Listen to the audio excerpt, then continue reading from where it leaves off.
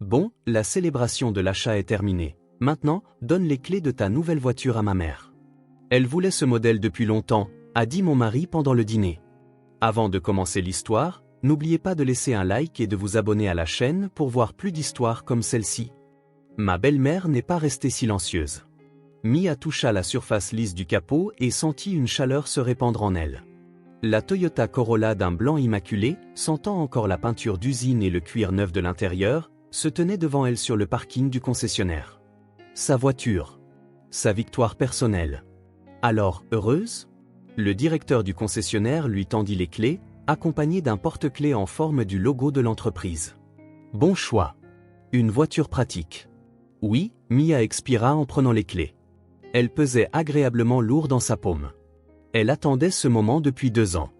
2 ans, 730 jours à économiser sur tout, des nouveaux vêtements aux vacances. Des soirées interminables devant l'ordinateur, alors que ses yeux se fermaient de fatigue, mais qu'elle devait encore vérifier une 12aine de pages du texte de quelqu'un d'autre.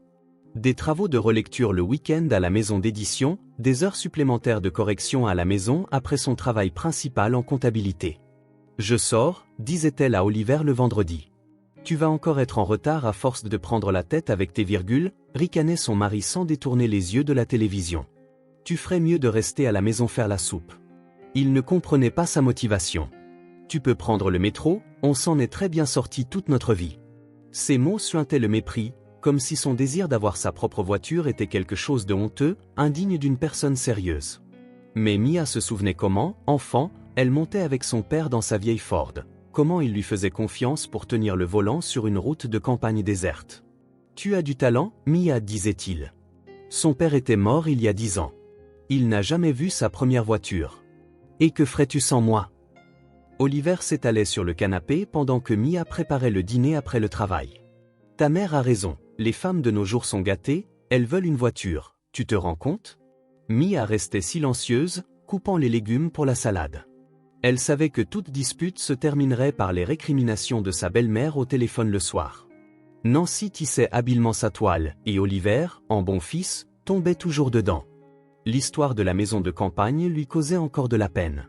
Il y a 3 ans, Mia et Oliver avaient failli acheter un terrain à Sacramento, modeste mais avec une petite maison solide et des arbres fruitiers. Mia avait même réussi à dessiner un plan pour le futur jardin, elle rêvait de carrés de fraises et d'un kiosque pour les soirées d'été. Ils avaient économisé l'argent ensemble, une rare occasion où son mari avait accepté de contribuer à l'achat. Mais une semaine avant la transaction, Oliver était rentré avec un regard absent. « Maman a vu ce terrain », dit-il en évitant le regard de sa femme. Elle dit qu'il lui a beaucoup plu. Et à son âge, une maison de campagne est plus importante pour elle que pour nous. Mais nous étions d'accord. Tu es égoïste, Mia, pense aux autres pour une fois.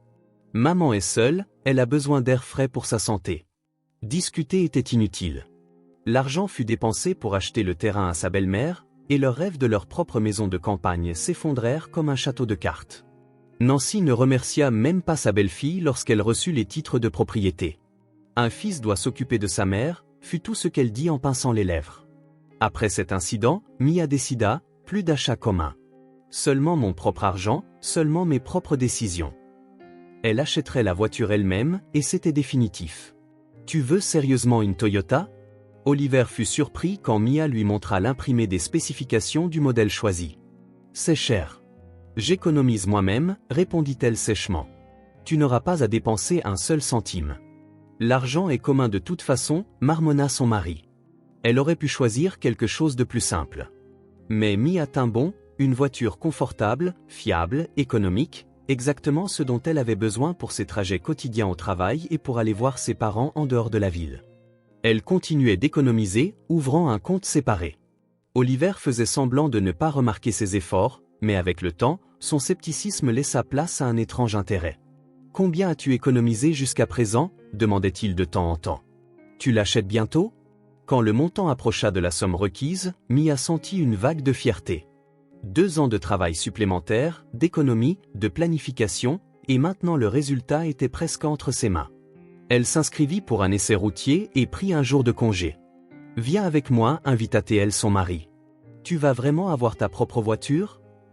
Oliver eut un sourire narquois. « Tu te débrouilleras sans moi. » Pendant l'essai, Mia se sentit en confiance. La voiture obéissait au volant, démarrait en douceur et manœuvrait facilement sur le parking. « Je la prends », dit-elle au directeur après être retournée au showroom. « Quand pouvons-nous finaliser les papiers ?» La signature du contrat, le virement des fonds, l'assurance, tout s'était déroulé comme dans un rêve. Et maintenant, elle se tenait à côté de sa voiture, les clés serrées dans sa main. Sur le parking de leur immeuble, Mia gara soigneusement la nouvelle Toyota à sa place. La voiture avait l'air festive sous la lueur vespérale des lampadaires. Mia prit plusieurs photos pour les envoyer à sa mère. Judy était sincèrement heureuse des réussites de sa fille et soutenait son désir d'indépendance. À la maison, Oliver l'accueillit avec un enthousiasme inhabituel. « Eh bien, montre-moi ton trésor, dit-il en enfilant sa veste. On va faire un tour ?» Ils descendirent à la voiture, et Mia lui montra fièrement toutes ses fonctionnalités, climatisation, système multimédia, capteur de stationnement. Pas mal, Oliver hocha la tête d'un air approbateur en s'installant sur le siège passager. Tu sais, on devrait fêter un tel achat. Oui, j'ai pensé à organiser un petit dîner en famille, acquiesça Mia. Excellente idée. Son mari s'anima soudainement. Faisons une vraie fête.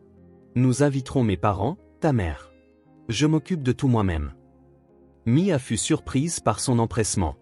D'habitude, Oliver évitait les réunions de famille, surtout lorsqu'il s'agissait d'occasions liées à ses réussites. D'accord, mais rien de trop grand, accepta-t-elle. Juste une célébration symbolique. Fais-moi confiance, Oliver cligna de l'œil. Ce sera génial. Les jours suivants, son mari s'activa, il commanda des salades à leur café préféré, acheta du champagne cher, dressa une liste d'invités. Il insista particulièrement pour que sa mère soit présente. « Maman doit être là, dit-il. Elle veut voir ta voiture. » Mia sentit un léger malaise. Pourquoi Nancy s'intéresserait-elle soudainement à son achat? Sa belle-mère n'avait jamais approuvé l'indépendance de sa belle-fille. Mais Mia chassa ses pensées troublantes. Peut-être qu'Oliver voulait juste arranger les relations familiales.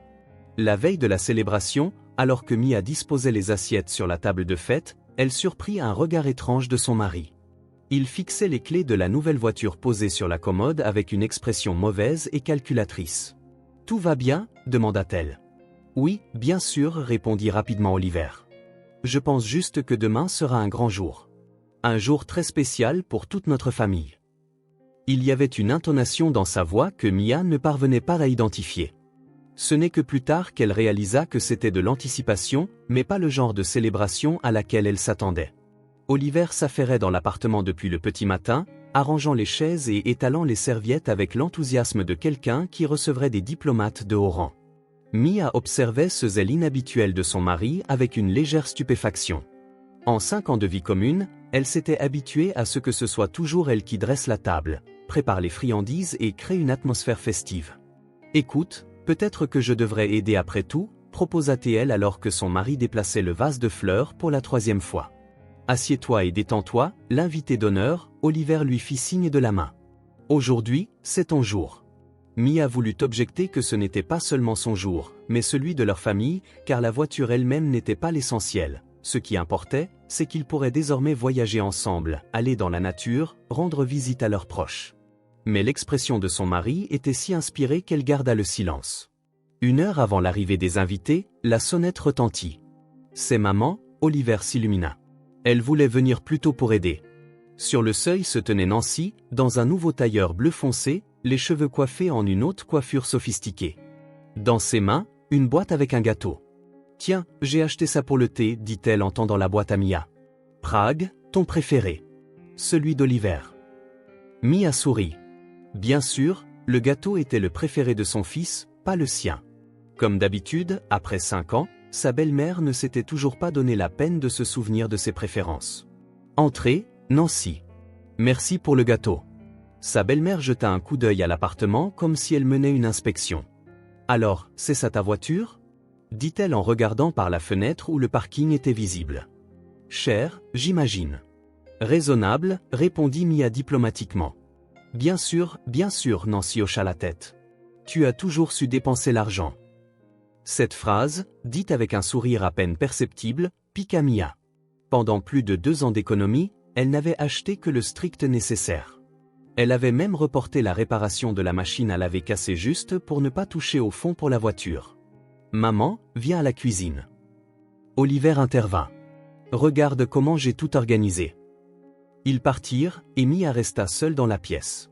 À travers la mince cloison, elle entendit des bribes de leur conversation. Elle a les clés? Ne t'inquiète pas, maman, les documents. Je t'ai dit que tout irait bien. Mia fronça les sourcils. De quoi chuchotait-il? Mais avant qu'elle ne puisse réfléchir davantage, la sonnette annonça l'arrivée de nouveaux invités. Sa mère se tenait à la porte, Judy, une femme mince et en forme, au regard perçant et à la coupe au carré soignée de cheveux foncés parsemés de gris. Après 25 ans de travail dans un cabinet d'avocat, elle avait pris l'habitude d'évaluer les situations et les gens avec une perspicacité professionnelle. Ma chérie, Judy serra sa fille dans ses bras. Félicitations pour l'achat. J'ai vu ta beauté sur le parking. Les photos ne lui rendent pas justice. Merci, maman, Mia sourit. Entre. Ne retire pas tes chaussures, je viens de finir de laver le sol. Une voiture, c'est la liberté, dit Judy doucement en retirant son manteau. Ton père disait toujours ça. Mia sentit une chaleur émaner de ces mots. Sa mère comprenait ce que cet achat signifiait pour elle, pas seulement un moyen de transport, mais un symbole d'indépendance qui lui avait cruellement manqué dans sa vie avec Oliver. Oliver et sa mère apparurent de la cuisine, et l'atmosphère changea instantanément. Judy et Nancy échangèrent des hochements de tête froids. La belle-mère rajusta délibérément ses cheveux, comme pour se distancier du groupe. Bonjour, Judy, dit Nancy d'un ton réservé. Ça fait longtemps. Bonsoir, Nancy, répondit la mère de Mia d'une voix égale. Vous avez l'air bien. J'essaie de prendre soin de moi malgré mon âge, dit Nancy avec une modestie démonstrative, bien qu'elle n'eût que 5 ans de plus que Judy. Oliver suggéra nerveusement à tout le monde de prendre place à table, et bientôt les autres invités arrivèrent, les voisins de l'immeuble, Karl avec sa femme Sarah, le cousin d'Oliver et sa femme, et la collègue de Mia de la comptabilité, Paula. Le petit appartement se remplit du tintement des verres et du murmure des voix. Mia aimait porter des toasts aux invités, mais aujourd'hui, elle ressentait une étrange tension. Le regard de Nancy, oscillant entre elle et les clés de la voiture posées sur la desserte, la rendait nerveuse. Judy remarqua aussi ses regards. Mia vit sa mère observer la scène attentivement, touchant à peine à la nourriture. Oliver remplit les verres de champagne et se leva pour le premier toast. Chers amis, aujourd'hui nous sommes réunis pour une merveilleuse occasion. Ma femme, il posa sa main sur l'épaule de Mia, a réalisé son rêve et acheté une voiture magnifique. Buvons à la réalisation des rêves. Tout le monde leva son verre. Mia prit une gorgée, observant Nancy qui touchait à peine son champagne, posa son verre et regarda impatiemment son fils. Oliver sembla intercepter ce regard mais continua pour le deuxième toast. Je veux lever mon verre à notre famille unie, pour nous soutenir toujours les uns les autres et penser à nos proches. À ces mots, Judy haussa légèrement un sourcil mais resta silencieuse.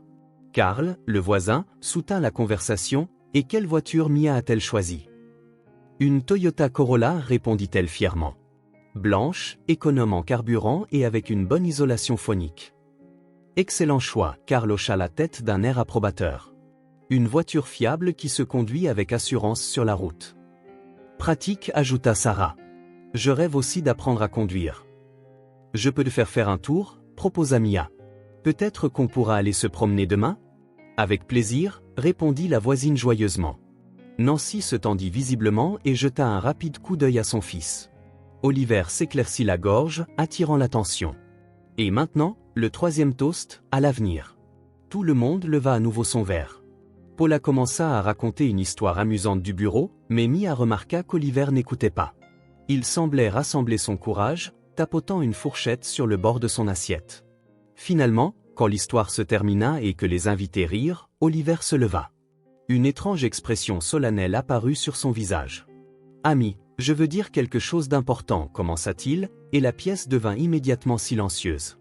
Une voiture est une grande responsabilité, et parfois elle doit appartenir à celui qui en a le plus besoin. » Mia se figea, l'anxiété grandissait en elle. Où voulait-il en venir? Ma mère, Oliver posa sa main sur l'épaule de Nancy, rêve depuis de nombreuses années de ce modèle exact. À son âge, il devient plus difficile d'utiliser les transports en commun, tandis que Mia et moi vivons à 2 pas du travail, prendre le métro est plus rapide. Un lourd silence plana dans la pièce. Tous les yeux se tournèrent vers Mia, qui se tenait figée, un verre à moitié vide à la main. Alors, maintenant que la voiture est nettoyée et immatriculée, Oliver fit une pause théâtrale, c'est le moment idéal pour remettre solennellement les clés à ma mère. » Il tendit la main vers la desserte où se trouvaient les clés avec le porte-clés Toyota. Nancy rayonna et se leva, tendant déjà la main. Mia n'en croyait pas ses yeux. 2 ans de travail, ses économies personnelles, son rêve, et maintenant, juste devant les invités, son mari s'apprêtait à donner la voiture à sa belle-mère. Avant qu'elle ne puisse réagir, dans le silence assourdissant, une voix calme mais claire se fit entendre. « Oliver, as-tu vraiment bien réfléchi à ta proposition ?» Toutes les têtes se tournèrent vers Judy. Elle était assise bien droite, les mains jointes sur la table, regardant son gendre avec l'expression que Mia connaissait depuis l'enfance. C'est ainsi que sa mère regardait les clients malhonnêtes qui tentaient de frauder le cabinet d'avocats. Dans quel sens? Oliver était confus, sa main tenant les clés figées en l'air. Au sens littéral, Judy écarta son assiette. Vous proposez de remettre les clés d'une voiture achetée avec les économies personnelles de ma fille à une personne extérieure, sans le consentement de la propriétaire? Comprenez-vous les conséquences juridiques d'une telle action? Nancy s'enflamma. Quelles conséquences? Mon fils veut juste aider sa mère, qu'y a-t-il de mal à cela? Cela s'appelle une appropriation illégale du bien d'autrui, expliqua Judy calmement. Oliver devint rouge. Quels autres? Le bien d'autrui. Nous sommes mari et femme, tout est commun. Position intéressante, Judy hocha la tête. Avez-vous contribué à économiser pour cette voiture? Notre budget est commun, s'exclama Oliver, mais sa voix était moins assurée. Mia a économisé son propre argent pendant 2 ans, gagné grâce à des travaux supplémentaires le week-end, parla la mère de Mia doucement, mais chaque mot pesait comme une pierre. Vous n'y avez pas mis un seul centime. De plus, vous avez à plusieurs reprises qualifié cet achat de caprice et de gaspillage d'argent. Paula se tortilla maladroitement sur sa chaise. Elle se souvenait bien comment Oliver venait chercher Mia au travail en grommelant à propos de dépenses inutiles. Si cela va au tribunal, continua Judy, nous pouvons facilement prouver que la voiture a été achetée avec les économies personnelles de Mia, et non avec des fonds communs. Nous avons conservé tous les reçus de ses emplois secondaires, les relevés bancaires où seul son nom apparaît, et même des témoignages de collègues. N'importe quel tribunal reconnaîtra cette voiture comme la propriété personnelle de ma fille. Nancy, qui tenait déjà presque les clés, laissa tomber sa main sur la table, le visage tordu par la colère. Vous, maudite avocate, vous avez tout planifié, tout calculé. Je connais juste les lois de mon pays, répondit Judy d'une voix égale. Et je crois que le respect de la propriété privée est le fondement des relations familiales. Oliver regarda impuissant entre sa mère et sa belle-mère. Mais ma mère rêve depuis longtemps d'avoir une voiture, c'est dur pour elle dans le bus. Votre mère a un fils qui peut lui acheter une voiture, remarqua Judy, s'il se soucie vraiment d'elle. Comment osez-vous? Nancy sursauta. J'ai une petite pension, où suis-je censé trouver de l'argent pour une voiture? Et où ma fille a-t-elle trouvé le sien? Demanda Judy. Elle a travaillé, économisé et s'est privée de tout. Mia sortit enfin de sa stupeur. Oliver, voulais-tu sérieusement donner ma voiture à ta mère sans me demander? Sa voix portait plus d'incrédulité que de colère, comme si elle avait espéré jusqu'au dernier moment que ce fût une blague ridicule. Les invités échangèrent des regards gênés. Sarah tira la manche de son mari, laissant entendre qu'il était temps de partir, mais il était trop absorbé par le drame qui se déroulait. Qui a-t-il à demander? Oliver éleva la voix. Maman est âgée, elle a plus besoin de la voiture. Et toi, jeune, tu peux prendre le métro. Alors mes 2 ans de travail, mes rêves, ne signifient rien? Mia sentit les larmes monter mais les retint. Comment as-tu pu, Oliver? Ne dramatise pas, son mari lui fit un signe de la main. Ce n'est pas une tragédie, tu pourras t'acheter une autre voiture plus tard. À ce moment-là, Mia réalisa qu'elle parlait à un parfait inconnu, quelqu'un qui ne la voyait pas comme une personne avec ses propres droits et désirs. Pour lui, elle n'était qu'un appendice pratique à sa vie, un outil pour satisfaire les besoins de sa mère. La célébration sombrait désespérément dans un abîme de disputes. Qui sait comment cela aurait pu se terminer sans la voix claire et ferme de Judy. Nancy, vous pouvez rêver de la voiture de ma fille autant que vous voulez, mais vous n'aurez pas les clés. Ni aujourd'hui, ni demain, jamais. Et si vous ou votre fils essayez de prendre la voiture sans le consentement de Mia, je déposerai personnellement une plainte à la police. L'air dans la pièce sembla s'épaissir jusqu'au point de rupture. Les invités se figèrent comme dans une scène muette du revisor. Soudain, Mia sentit un étrange soulagement, comme si un poids de doute et d'incertitude de longue date avait été levé de ses épaules. Maintenant, elle voyait la situation clairement. Ce n'était pas une famille, mais une alliance toxique où sa personnalité se dissolvait dans les désirs des autres. Et il était temps de changer quelque chose. Le silence après les mots de Judy fut rompu par le bruit sec d'une chaise repoussée. Nancy se leva de toute sa petite taille, le visage empourpré de taches rouges. « Alors c'est comme ça que vous avez élevé votre fille ?» dit-elle entre ses dents serrées, fixant la mère de Mia. Ne pas donner même un morceau à ses proches, ne pas considérer sa propre belle-mère comme une personne. Judy resta calme. Elle haussa seulement légèrement un sourcil. « J'ai élevé ma fille à se respecter elle-même et son droit à la propriété. Et à ne laisser personne la manipuler. » Elle fit une brève pause. Même si le manipulateur est sa belle-mère. Nancy suffoqua d'indignation, haletant comme un poisson jeté à terre. « Tu as entendu ça ?» se tourna-t-elle vers son fils, pointant un doigt tremblant vers Judy. « Elle m'a traité de manipulatrice, en pleine figure. » Oliver se redressa, serrant les poings, une lueur fébrile apparut dans ses yeux. « N'osez pas insulter ma mère, siffla-t-il en regardant sa belle-mère. « Vous êtes chez nous. » Dans l'appartement de ma fille, le corrigea calmement Judy. « Si je me souviens bien, Mia a hérité de ce studio de sa grand-mère avant même que vous ne vous rencontriez, remarqua Sarah, la voisine, poussant son mari vers la sortie. Karl se leva rapidement. « Nous allons probablement y aller maintenant. Merci pour l'hospitalité. »« Asseyez-vous » cria soudainement Nancy si fort que les verres sur la table tintèrent. « Personne ne partira tant que cette affaire ne sera pas résolue. » Karl, confus, se rassit. Paula, la collègue de Mia, pâlit et enfouit son visage dans son assiette, regrettant clairement d'avoir accepté l'invitation à ce dîner de famille. Mia observait en silence l'illusion d'une famille heureuse qu'elle avait mis tant d'efforts à maintenir s'effondrer. À l'intérieur, une vague de colère montait, non seulement contre sa belle-mère et son mari, mais contre elle-même. Comment avait-elle pu être si aveugle?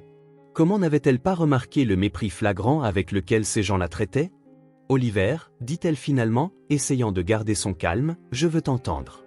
Avais-tu vraiment prévu de donner ma voiture à ta mère sans me le dire ?» Son mari hésita un instant, son regard fuyant nerveusement. « Tu aurais accepté de toute façon, si ce n'était pas pour ta mère avec ses combines juridiques, marmonna-t-il finalement. Maman a raison, c'est égoïste de refuser à une personne âgée. Et en discuter avec moi au préalable, ce n'est pas une option ?» Mia sentit une flamme s'allumer en elle. 2 ans d'économie, à me priver de tout, et puis juste donner la voiture à ta mère? J'étais censé être d'accord? Alors ça commence, Nancy roula des yeux. Tu es clairement une fille à maman, tu as été élevée dans le luxe, tu ne comprends pas à quel point la vie peut être dure pour les gens. Tu ne sais pas ce que signifie prendre soin des autres. Prendre soin des autres signifie donner ce qui est à soi, pas à quelqu'un d'autre, remarqua Judy doucement. Facile à dire pour vous, claqua la belle-mère. Vous avez une voiture, une vieille guimbarde, mais vous en avez une. Et moi? Devrais-je brinque-baller dans les bus pour le reste de ma vie? Elle pressa sa main sur sa poitrine, feignant une crise cardiaque. Ma tension artérielle est complètement déréglée, mes jambes gonflent et ma belle-fille s'en fiche. Arrête ta comédie, Mia secoua la tête. Tu as 62 ans, tu cours plus vite que moi. Et si tu as tant besoin d'une voiture, pourquoi n'as-tu pas demandé à Oliver de t'en acheter une? Pourquoi la mienne? C'était une question directe, et Nancy n'avait pas de réponse. Elle jeta un regard impuissant à son fils. « Parce que tu as déjà une voiture, intervint Oliver, et nous devons encore économiser et économiser. C'est logique d'utiliser une ressource qui est déjà disponible. » Une ressource? Mia sentit une boule lui monter à la gorge. « Tu viens d'appeler ma voiture, achetée avec mon argent, une ressource? » Oliver agita la main avec irritation au lieu de répondre. « À quoi bon te parler? Sommes-nous une famille ou pas? Dans une famille, tout est partagé. » Intéressant, intervint Judy. Quand Mia t'a demandé de contribuer à l'épargne pour la voiture, tu as dit que c'était son objectif, qu'elle devait dépenser son propre argent. Alors, quand il s'agit d'investir, c'est son affaire personnelle, mais quand il s'agit de prendre les résultats, tout est partagé dans la famille. Sa voix ne contenait aucune colère, seulement une véritable confusion, comme un professeur essayant d'expliquer un problème simple qu'un élève, pour une raison quelconque, ne parvient tout simplement pas à comprendre.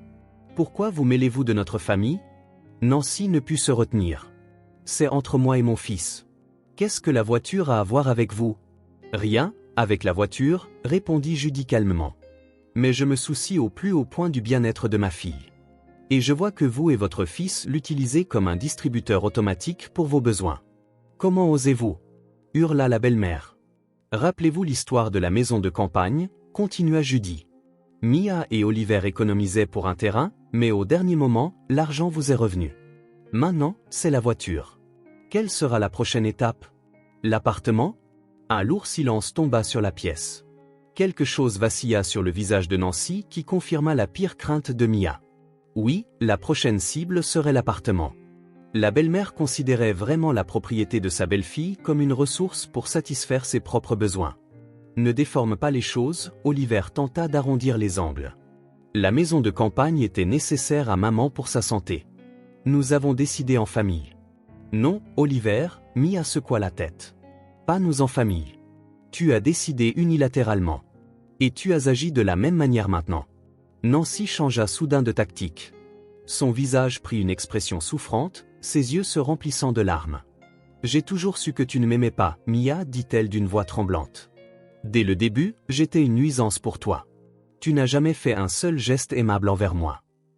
Et qu'est-ce que c'est ça? Mia fit un geste vers la table de fête. Je t'ai invité à fêter l'achat de la voiture, je voulais partager la joie, je t'ai toujours invité aux fêtes, j'ai cuisiné tes plats préférés, j'ai écouté tes conseils. Hypocrisie. Claqua sèchement la belle-mère. Tu crois que je n'ai pas vu tes grimaces dans mon dos, que je n'ai pas remarqué que tu roulais des yeux quand je donnais des conseils? Des conseils? Mia ne put se retenir et rit. Vous appelez des instructions sur la façon dont je devrais m'habiller, comment parler, qui fréquenter, des conseils? Vous m'avez même dit quelle course acheter pour mon mari parce que vous ne savez pas comment prendre soin de lui. Nancy explosa. J'ai élevé mon fils, je sais ce dont il a besoin. Alors peut-être devriez-vous vivre avec lui? Demanda Mia doucement. Un silence assourdissant plana dans la pièce. Paula expira silencieusement et recula instinctivement de la table, comme si elle se préparait à une explosion. Nancy devint pâle de rage. Elle se leva lentement, serrant les poings. Il semblait qu'elle cherchait des insultes cinglantes mais ne les trouvait pas. Ingrate. Maman, s'il te plaît, Oliver tenta de la calmer, mais elle n'écoutait plus. Non, tout le monde doit savoir qui elle est vraiment. La belle-mère éleva la voix. Elle a abrité un serpent sur sa poitrine. Oliver était si brillant avant elle, il construisait sa carrière, il progressait, et elle l'a embobiné, l'a traîné dans ce trou et maintenant elle le fait chanter pour chaque centime. Mia suffoqua d'indignation. Oliver le brillant? Celui qui a perdu son travail 2 fois à cause de conflits avec ses patrons? Qui a passé 6 mois à mes crochets pendant que je payais toutes les factures seul? Qui n'aidait même pas à la maison quand il était au chômage? Tu dois être folle, fut tout ce que Mia put dire. Comment peux-tu dire de telles choses? Je dis la vérité, Nancy haletait de rage. Tu l'utilises et tu as probablement déjà un amant. Vous toutes, les femmes modernes, vous ne pensez qu'à vous. Vous voulez une voiture et laissez votre belle-mère mourir à l'arrêt de bus. Judy soupira et posa sa main sur le bras de sa fille, comme pour l'avertir de ne pas répondre, de ne pas s'abaisser à son niveau. Mais Nancy, ne rencontrant aucune résistance, ne fit que s'emporter davantage. Un torrent de jurons sortit de sa bouche, les insultes pleuvaient sur Mia, sur sa mère, sur toute leur famille. Oliver se tenait à proximité, pâle, des perles de sueur sur son front, incapable de trouver la force d'arrêter sa mère. Assez, dit finalement Judy avec une fermeté si glaciale que Nancy s'arrêta en pleine phrase. Vous êtes chez ma fille. Si vous ne pouvez pas vous comporter décemment, il vaut mieux que vous partiez. Vous allez me dire ce que je dois faire? Claqua la belle-mère comme si elle avait été piquée. Sa main s'envola et frappa de toutes ses forces la joue de Judy. Le son de la gifle résonna dans la pièce. Pendant un instant, tout le monde se figea, stupéfait par ce qui venait de se passer. Mia regarda avec horreur la joue rougie de sa mère et le visage de sa belle-mère tordu par la haine. Judy se leva lentement de sa chaise. Il n'y avait ni peur ni fureur dans ses yeux, seulement une détermination froide et calme. C'était une erreur, dit-elle doucement, puis elle gifla Nancy en retour si fort qu'elle tituba. Salope, hurla la belle-mère en se tenant la joue. Pour qui te prends-tu? Levez la main sur moi. Oliver revint enfin à lui et se précipita vers sa mère. Maman, Tanva, ne. Mais Nancy était déjà hors de contrôle. Elle attrapa un saladier sur la table et le lança vers Judy. Judy réussit à l'esquiver et le plat se brisa bruyamment contre le mur, éclaboussant le papier peint de mayonnaise. Arrêtez, cria Mia, mais personne ne l'écoutait. Nancy, respirant lourdement, chercha de nouvelles armes du regard. Son regard tomba sur un vase de fleurs, et une seconde plus tard, il vola à travers la table. Judy esquiva à nouveau, mais l'eau se renversa sur son chemisier. « Vous avez perdu la tête. » Karl sursauta, essayant d'intervenir. « Vous ne pouvez pas faire ça. Ne t'en mêle pas, c'est leur affaire de famille. » Sarah tira la manche de son mari. « Quelle affaire de famille ?» s'exclama-t-il. « Ils vont s'entretuer. » Mais Nancy, ignorant les voix, attrapa une assiette de charcuterie et la lança sur Judy. Cette fois, elle atteignit sa cible. Des tranches de saucisson et de fromage atterrirent en plein sur le visage de Judy. « Maman, arrête !»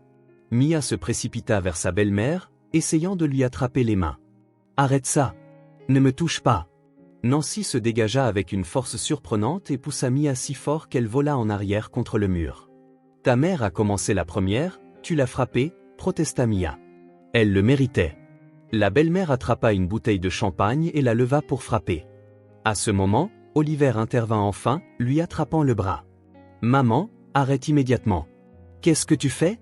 Lâche-moi. » Nancy se débattit furieusement. « Ils nous ont insultés, humiliés. Ils retiennent la voiture. »« Assez avec la voiture. » claqua Oliver. « Oublie ça, tout simplement. » Du coin de l'œil, Mia vit Paula, Sarah et Karl se glisser hors de l'appartement, refermant la porte derrière eux. Seule la famille la plus proche restait dans la pièce, et ils semblaient prêts à s'entre-déchirer. « Comment puis-je oublier ?» hurla la belle-mère, se débattant toujours. « Tu avais promis. Tu avais dit que la voiture serait à moi. » Ces mots, jaillissant de ses lèvres, figèrent Mia. Alors il avait vraiment promis. Promis bien avant cette soirée. Tout était planifié. « J'ai dit que j'essaierais », Oliver serra les dents, jetant un regard coupable à sa femme. « Je n'ai pas promis pour de bon. »« Menteur !» Nancy lui pointa un doigt dans la poitrine. « Tu as dit, maman, je ferai tout, la voiture sera à toi. » Ce sont tes mots. Judy, essuyant les restes de l'encas de son visage, secoua la tête. « Oliver, tu me déçois même moi. Et je n'ai jamais eu d'illusion à ton sujet. » Oliver devint cramoisi de honte et de colère. Acculé, il fit ce que beaucoup de personnes faibles font, il passa à l'offensive. « Et vous, ne vous mêlez pas du tout de notre famille » cria-t-il en s'adressant à sa belle-mère. « Depuis le début, vous avez monté Mia contre moi et ma mère. C'est de votre faute si elle est devenue comme ça, égoïste, froide. » Oliver ? Une surprise sincère résonna dans la voix de Mia. « Comment peux-tu dire ça de ma mère ? N'est-ce pas vrai ?» Il se tourna vers elle, les yeux brillant fiévreusement. « Depuis qu'elle a commencé à venir chez nous, tu as changé. Tout est à moi, à moi. Aucun souci pour la famille. » La famille ? Mia sourit amèrement. « Tu appelles cette alliance contre moi une famille ? De quoi parles-tu même ?» Oliver haussa les épaules. « Quelle alliance ? Toi et ta mère. » Mia jeta un coup d'œil à la pièce dévastée. « Vous avez toujours été contre moi. Juste vous deux. Toutes ces années. N'importe quoi, ricana-t-il. Tu te fais passer pour une victime. Nous sommes une famille normale. » « Dans une famille normale, on ne vole pas la voiture de sa femme pour sa mère, dit Judy calmement. »« La ferme !» cria soudain Oliver, perdant le dernier reste de son sang-froid. « Tu es comme ta fille. » Un silence de mort plana dans la pièce. Mia regarda son mari comme un étranger. Son visage était tordu par la colère. Il ne restait rien de l'homme qu'elle avait autrefois aimé, ni de la personne qu'il lui avait semblé être. Les illusions étaient complètement brisées. « Fais tes valises, maman. » Oliver dit finalement. « Nous partons. Nous ne sommes pas les bienvenus ici. » Nancy, qui se tenait triomphalement pendant tout ce temps, hocha la tête. « Bien sûr, mon fils. J'ai toujours dit, ne t'implique pas avec cette famille. Ils ne te méritent pas. » Oliver se dirigea vers le couloir, enfilant sa veste en marchant. Sa belle-mère le suivit mais s'arrêta à la porte et se tourna vers Mia. « Tu le regretteras, siffla-t-elle. Perdre un fil comme ça pour une voiture. Idiote. Il vaut mieux perdre un tel mari que de perdre son amour-propre, répondit Mia calmement. Va-t'en, Nancy, et ne reviens pas. La porte d'entrée claqua, et l'appartement devint silencieux. Seule l'horloge tic-taquait bruyamment sur le mur, marquant les secondes d'une nouvelle vie changée. Mia s'affaissa lentement sur une chaise, contemplant la pièce saccagée, vaisselle cassée, verre renversé, taches de nourriture. Tout cela ressemblait aux séquelles d'une catastrophe naturelle, ce qu'avait été, en substance, sa vie de famille avec Oliver. Judy s'assit à côté d'elle et posa une main sur l'épaule de sa fille. « Comment vas-tu ? Mia prit une profonde inspiration. À l'intérieur, c'était le vide. Pas de larmes, pas de colère, seulement un étrange sentiment inconnu de libération. Tu sais, maman, dit-elle en regardant les clés de la voiture toujours posées sur la commode, je crois que je viens de réaliser ce que signifie être vraiment libre. Pour la première fois depuis longtemps, elle sourit sincèrement, sans faux semblant ni peur de paraître égoïste. Son âme se sentait légère, comme si, après une longue maladie, la guérison était enfin arrivée.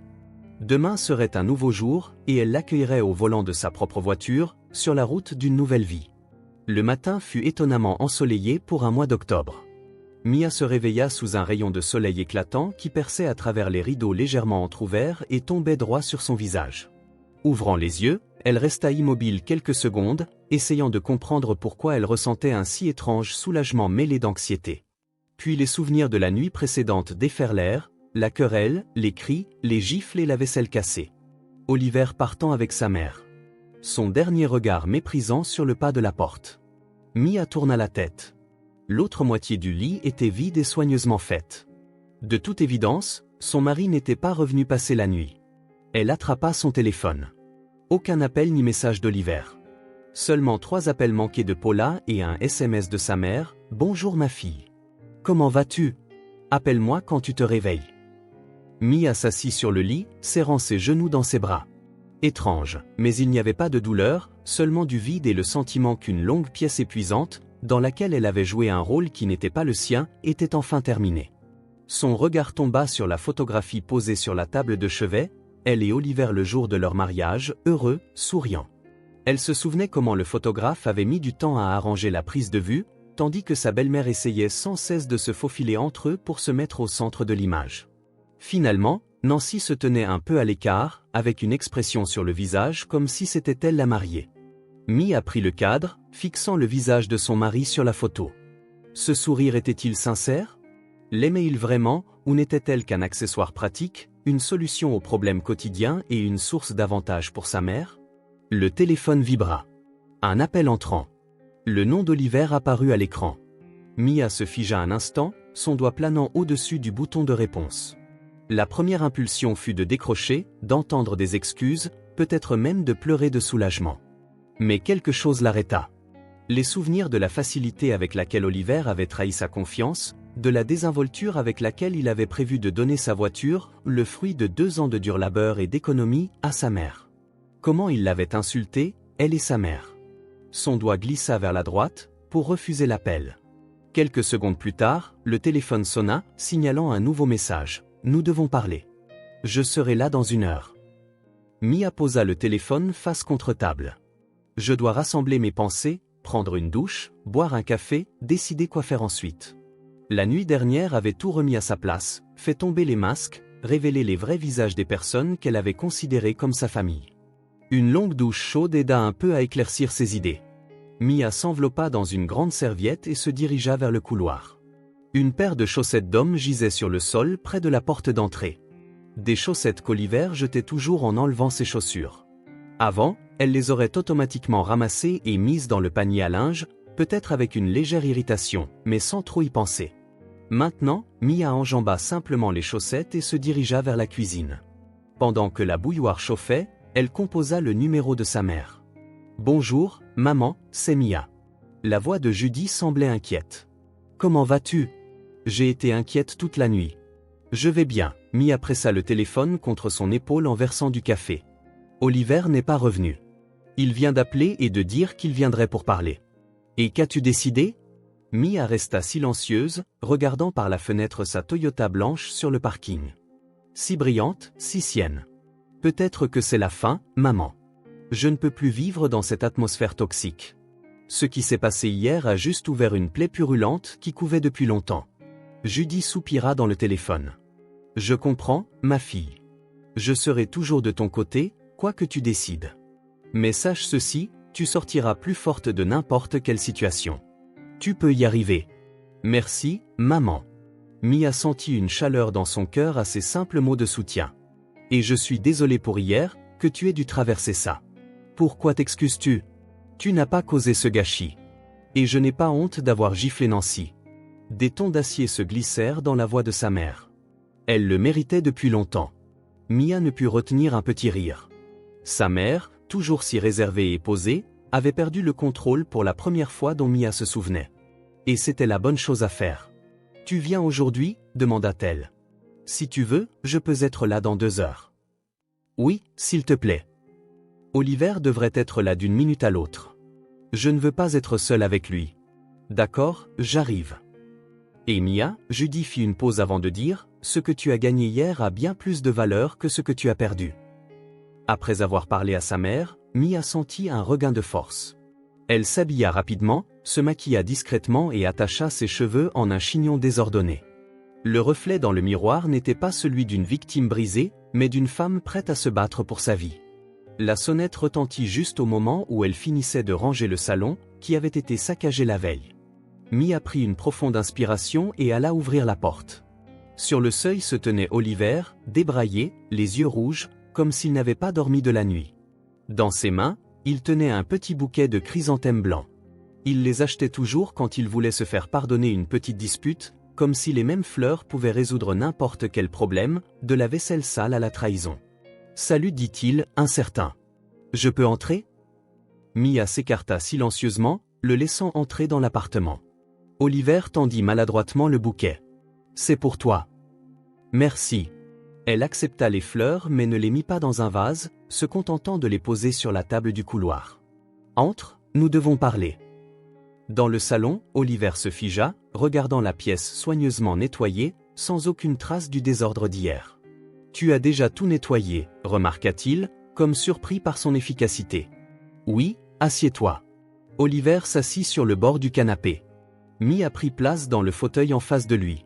Ils restèrent silencieux un moment, sans se regarder. « Mia » commença-t-il finalement, passant sa main dans ses cheveux, un geste qui trahissait toujours sa nervosité. « Je veux m'excuser pour hier. Les choses ont dérapé. Avais-tu vraiment promis ma voiture à ta mère ?» Mia décida de ne pas tourner autour du pot. « Même avant hier soir ?»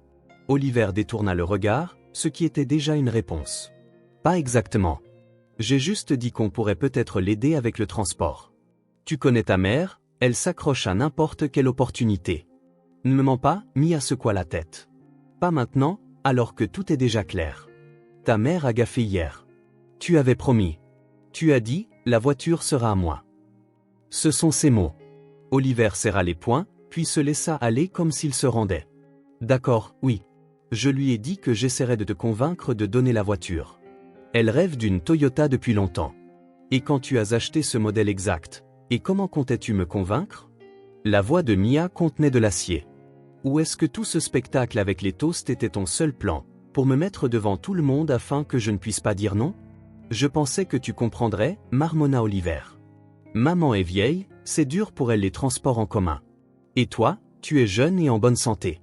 J'ai travaillé à la limite de mes forces pendant 2 ans pour économiser pour cette voiture, » l'interrompit Mia. « 2 ans, » continua Mia, « et tu n'as même jamais proposé d'aider. Au contraire, tu pensais que c'était absurde, un gaspillage d'argent inutile. Et puis tu as juste décidé de prendre le résultat de mon dur labeur et de le donner à ta mère. » Oliver leva la tête, la colère brillait dans ses yeux. « Pourquoi recommences-tu avec ça ? Je suis venu faire la paix, et tu cherches la bagarre. » « Ce n'est pas une bagarre, » Mia rétorqua calmement. « C'est une conversation sur notre relation qui, s'avère-t-il, était construite sur des mensonges et de la manipulation. »« Rien de tel, » protesta-t-il. « Nous avions une famille normale jusqu'à ce que ta mère commence à fourrer son nez partout avec ses conseils juridiques. Ma mère m'a juste rappelé mes droits, » Mia secoua la tête. « Et si ce n'était pas pour elle, tu serais en train de remettre fièrement les clés de ma voiture à ta mère en ce moment même, et tu trouverais ça normal. » Oliver se leva et arpenta nerveusement la pièce. « Mia, oublions cet épisode.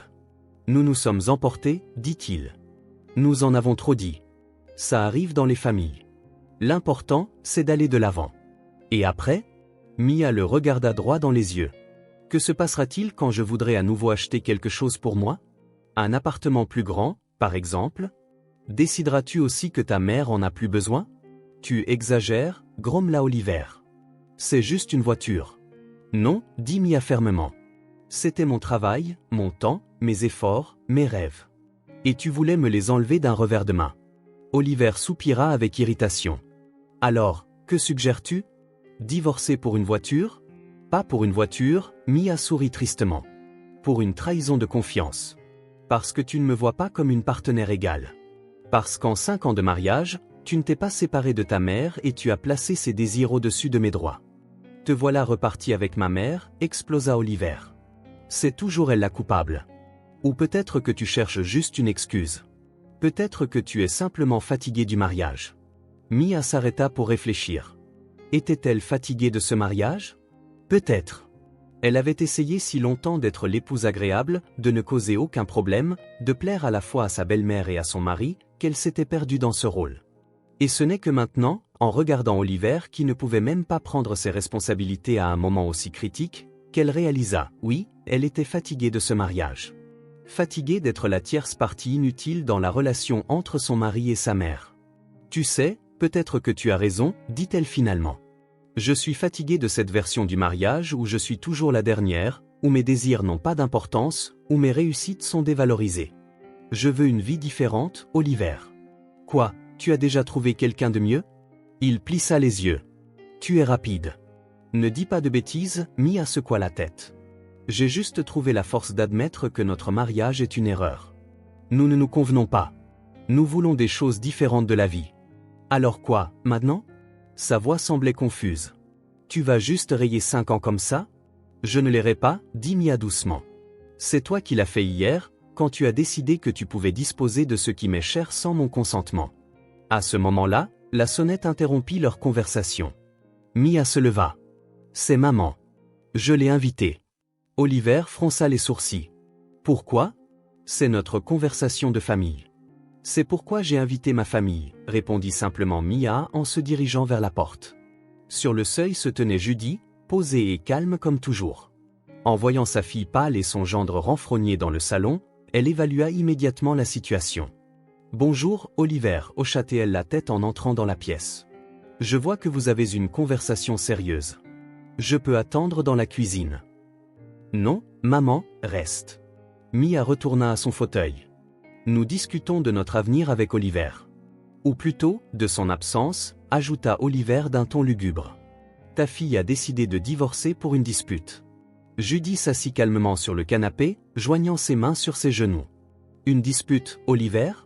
Hier, toi et ta mère avez tenté de réclamer la propriété de ma fille. Ce n'est pas une dispute. Il claqua. De quel crime parles-tu? J'ai juste fait une offre, et Mia a piqué une crise. Votre mère nous a publiquement insultés toutes les deux, a commencé une bagarre et a saccagé l'appartement, lui rappela Judy. Et c'était après avoir tenté de manipuler pour obtenir le bien d'autrui. Arrêtez de parler comme si nous étions au tribunal. Oliver éleva la voix. Les gens normaux dans les familles partagent entre eux. Seuls les égoïstes comme vous comptent chaque centime. Partager signifie donner de son propre bien, pas prendre celui des autres, dit Judy calmement. Mia a partagé avec toi tout au long de votre mariage. As-tu jamais partagé quoi que ce soit avec elle? Oliver hésita, incapable de trouver un argument. Qu'est-ce que ça a à voir avec quoi que ce soit? Nous sommes une famille. La famille est une union de partenaires égaux, interrompit Judy, pas une source d'avantage pour votre mère. Oliver sursauta, le visage devenant cramoisi. N'osez pas parler de ma mère comme ça. Vous n'êtes même pas à sa hauteur. Oliver, arrête, dit Mia avec lassitude, secouant la tête. Assez d'insultes. J'ai pris une décision.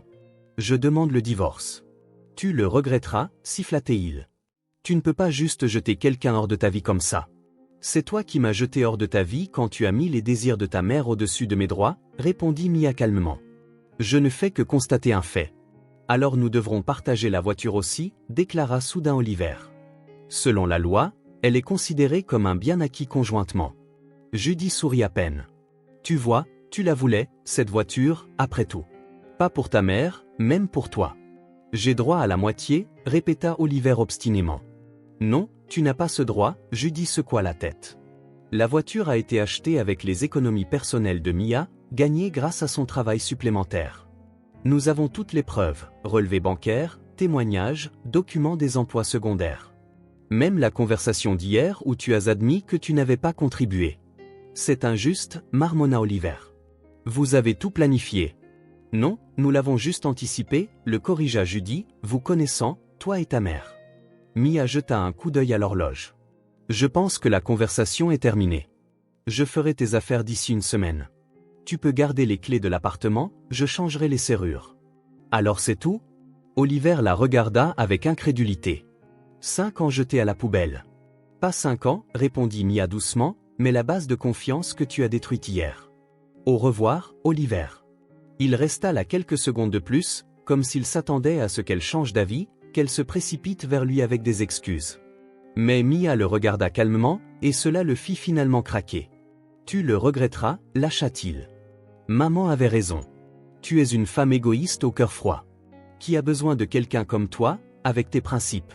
Sur ces mots, il se précipita dans le couloir, attrapa sa veste et sortit en claquant bruyamment la porte derrière lui. Mia s'affaissa lourdement dans le fauteuil et se couvrit le visage de ses mains. Malgré toute la fermeté dont elle avait fait preuve, à l'intérieur, elle était écrasée par la douleur. 5 ans de vie, d'espoir, de rêve, tout s'était avéré construit sur du sable, sur son désir de voir ce qui n'était pas là. Judy s'approcha et serra les épaules de sa fille. Tu t'en sortiras, ma chérie. On dirait que c'est la fin, mais en réalité, c'est un commencement. Je sais, maman. Mia leva les yeux. Il n'y avait pas de larmes, seulement de la détermination. Et je ne regrette pas ma décision.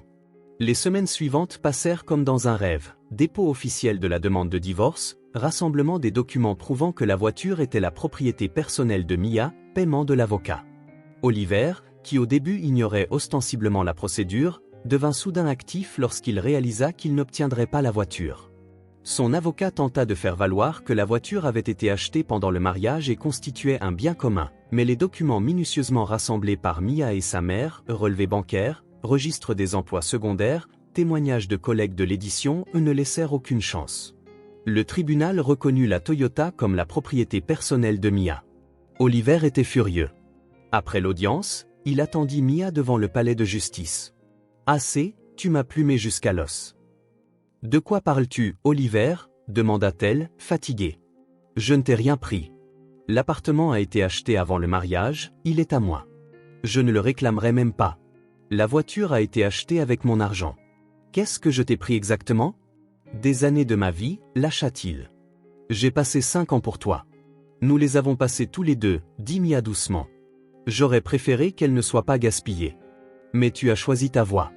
Elle le contourna et se dirigea vers le parking où se trouvait sa Toyota blanche. Une voiture qui était devenue un symbole non seulement de liberté de mouvement retrouvée, mais aussi de liberté par rapport aux relations toxiques.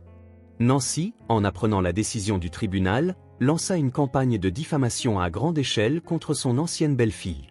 Dans ses nombreux messages sur les réseaux sociaux, elle partageait des histoires larmoyantes sur la femme cruelle qui avait enlevé à la dame âgée sa dernière chance d'avoir un moyen de transport confortable. Dans ses conversations avec les voisins, elle ne qualifiait Mia de rien de moins que de voleuse et d'escroc. Mais Mia ne s'en souciait plus. Chaque jour qui passait, elle comprenait de plus en plus l'atmosphère étouffante que ces gens créaient autour d'elle, comment ils drainaient lentement sa force vitale, supprimaient sa personnalité et la transformaient en un outil docile pour satisfaire leurs désirs. 3 mois après cette soirée mémorable, Mia s'était pleinement installée dans sa nouvelle vie de femme libre. Le divorce était finalisé, et tout contact avec son ex-mari et sa belle-mère était coupé. Elle avait même quitté son poste de comptable qu'elle occupait depuis 7 ans et avait obtenu un poste à plein temps d'éditrice dans une maison d'édition, un travail qui lui apportait toujours plus de satisfaction. Et bien sûr, il y avait la voiture. Chaque matin, assise au volant de sa Toyota blanche immaculée, Mia ressentait une bouffée de fierté et de gratitude envers elle-même pour sa détermination, son travail acharné et sa loyauté envers son rêve. Un week-end, elle prit sa mère et elles partirent en voiture hors de la ville, dans un petit café au bord de la rivière, un endroit qu'elles aimaient depuis l'enfance de Mia. « Tu sais, dit Judy en remuant son thé avec une cuillère, j'ai toujours cru que tu trouverais la force de sortir de ces relations toxiques. Tu es forte. Si ce n'était pas pour toi, je jouerais probablement encore le rôle de l'épouse commode, admit Mia. Merci d'avoir été là. Je le serai toujours, répondit simplement sa mère. Mais l'essentiel, c'est que tu apprennes à poser des limites et à te respecter. Mia hocha la tête, regardant par la fenêtre la voiture garée. Sa voiture. Sa victoire. Sa liberté. 6 mois après le divorce, ce dont Nancy rêvait secrètement arriva. Oliver acheta enfin une voiture. Une Hyundai d'occasion, rien de spécial, mais tout à fait fonctionnelle. Mia l'a pris par hasard, par des connaissances communes. Et tu sais ce qui est le plus ironique? Lui raconta son ancienne voisine Sarah lorsqu'elles se rencontrèrent au magasin. Il a acheté cette voiture pour lui. Nancy l'a supplié de la lui donner, disant qu'à son âge, elle avait besoin d'une voiture. Mais Oliver a refusé. Il a dit qu'elle pouvait facilement prendre le bus et que la voiture était pour son travail. Mia ne put retenir un petit rire. La vie remet tout à sa place. Peut-être que cette soirée scandaleuse avait appris quelque chose à Oliver, au moins que sa mère continuerait à exiger de plus en plus s'il n'apprenait jamais à dire non. Et Nancy? Demanda Mia, non par méchanceté, mais par simple curiosité. Elle est vexée, bien sûr, Sarah haussa les épaules.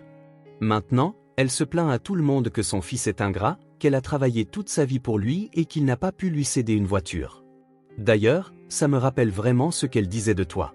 L'histoire se répète toujours, remarqua Mia philosophiquement. D'abord en tragédie, ensuite en farce. Ce soir-là, assise au volant et rentrant du travail, Mia se souvint de cette conversation et sourit. Pas par méchanceté, non. Plutôt par la compréhension que parfois, la vie donne des leçons de justice, même à ceux qui y sont le moins préparés.